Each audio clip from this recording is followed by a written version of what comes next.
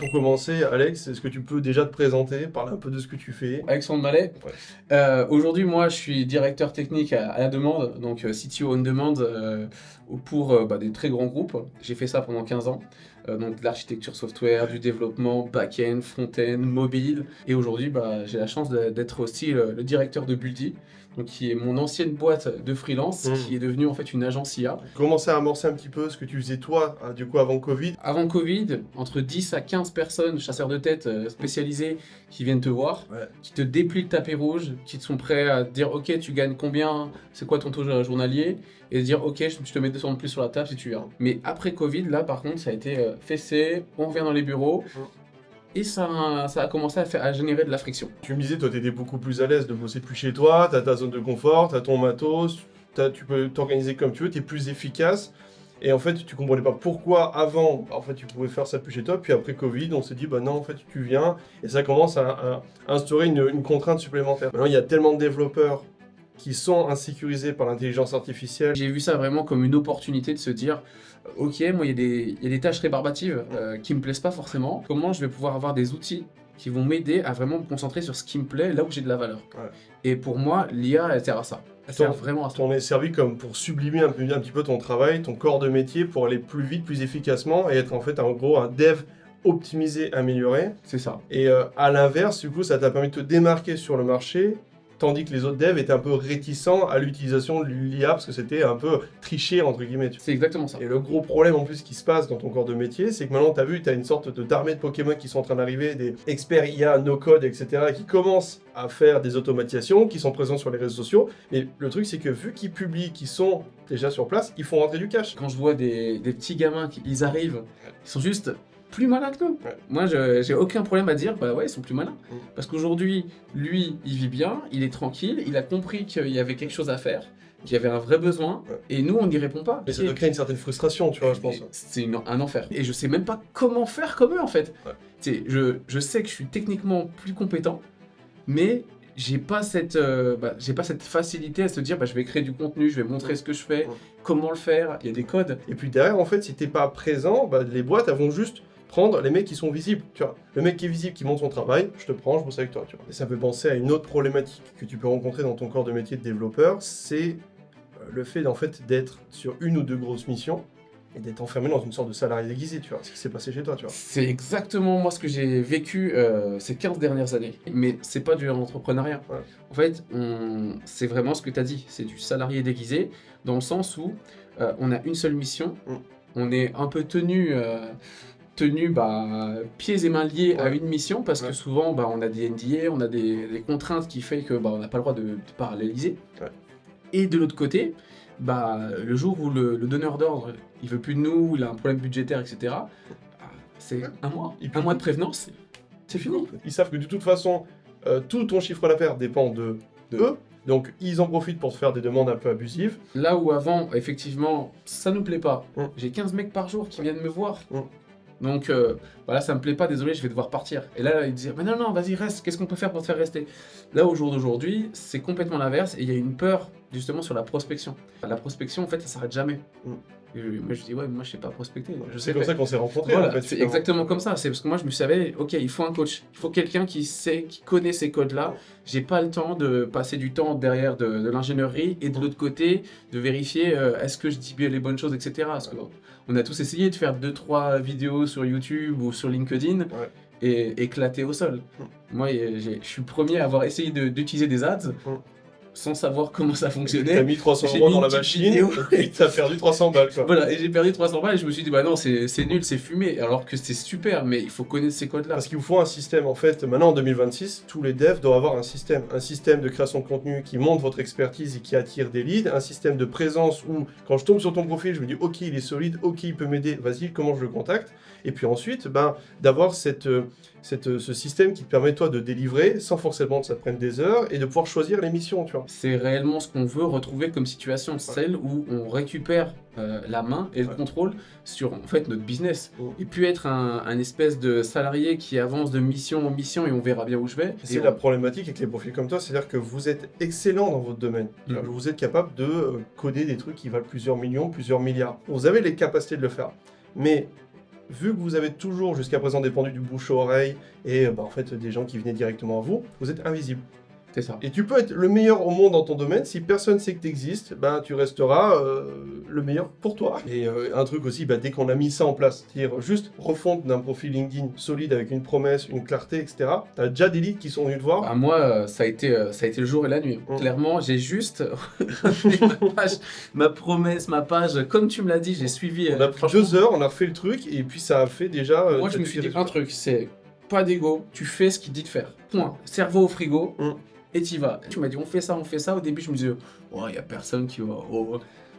J'ai fait quand même. Et force est de constater derrière que j'ai des gens qui viennent me voir. Ouais. Et puis ça, en fait, tu as une perception de valeur, en fait. Si tu le dis pas aux gens que tu es bon et que tu montres pas ce que tu es capable de faire, les gens ne sont pas capables de comprendre ton expertise. Donc l'idée, c'est d'avoir cette présence en ligne et pas créer du contenu pour créer du contenu, mais c'est juste, je suis en ligne, je suis sur LinkedIn ou Instagram, je te montre un peu le travail que je suis capable de faire. Les gens vont dire tout de suite, oui, ça m'intéresse, oui, j'ai besoin de ça. Et l'avantage que tu as, c'est qu'on est encore dans une sorte de phase où les développeurs, il y a très peu de devs qui sont sur les réseaux sociaux. Donc ceux qui seront présents sont ceux qui vont faire du cash. Ceux qui resteront, on va dire, dans leur écosystème bouche-oreille, vont avoir plus de mal à se démarquer, quoi, tu vois. Et ça rejoint un point aussi important autour de la vente. Tu vois. C'est un peu vu comme le chétan, tu sors le crucifix et l'eau bénite un petit peu.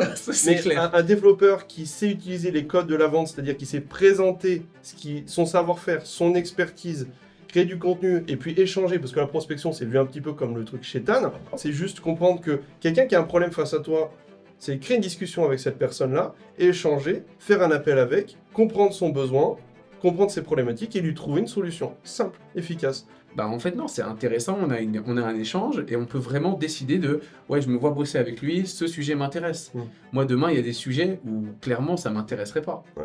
Alors que maintenant, je peux choisir mes missions. Tu as le luxe, en fait, de dire, j'attire du monde, je crée du contenu qui me prend pas trop de temps, parce qu'en plus, on a automatisé pas mal de choses, et ça, on reviendra après. Et tu as automatisé des choses, et donc, en gros, tu attires juste des gens avec qui tu as envie de bosser, enfin, des gens plein de missions, et puis après, tu dis, ok, toi, ça m'intéresse pas, comme ce que tu as fait, par exemple, des missions un peu compliquées, tu dis, oula, non, ça a l'air complexe, je te donne un peu de consulting, un peu de croustillant pour égaler, et puis hop, on a bossé ensemble, tu as eu des super bons résultats. Maintenant, en fait, rentrer dans l'accompagnement, on a fait une collaboration où tu fais partie maintenant de l'accompagnement, quoi. C'est ça. Donc tu vas aider finalement, ça pourrait être intéressant d'expliquer un petit peu comment toi en tant que dev, tu aides les autres devs finalement à se tenir à jour sur l'IA, etc.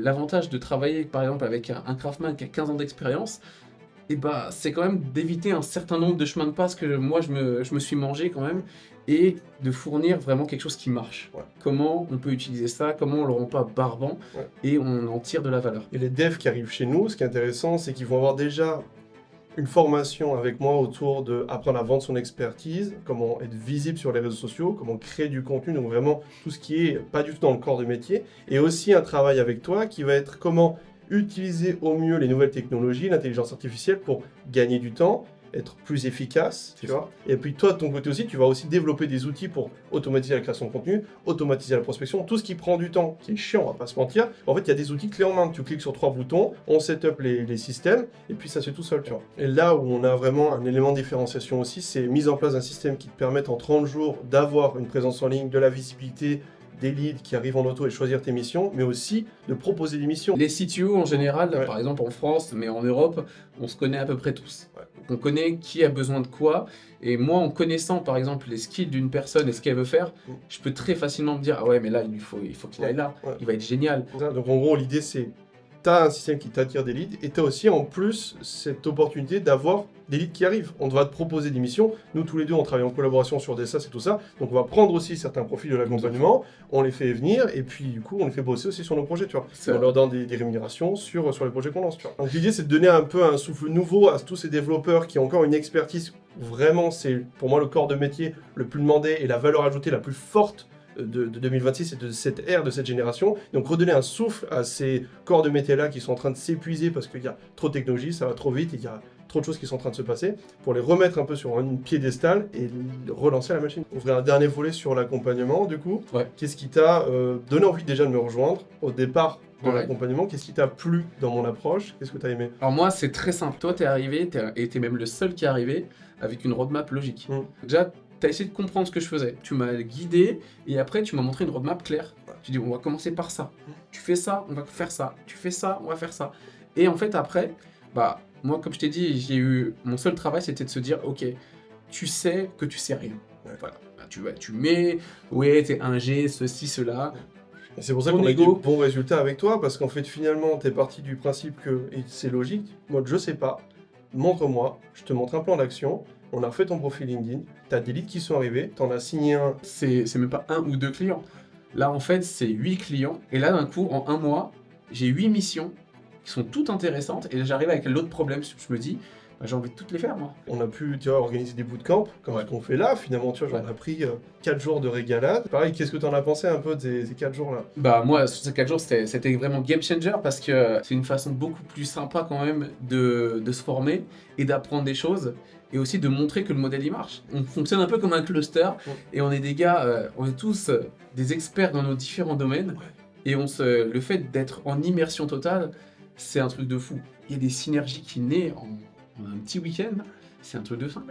On peut monter des business de fou, mais juste tout simplement. Le business, c'est pas juste je fais du cash, etc. C'est je parle de mon parcours. Du coup, ça permet de connecter aussi là-dessus. Un petit mot de la fin, par exemple, pour les devs, Profitech, IT qui regardent cette vidéo. Qu'est-ce que tu peux leur dire par rapport à l'accompagnement, etc.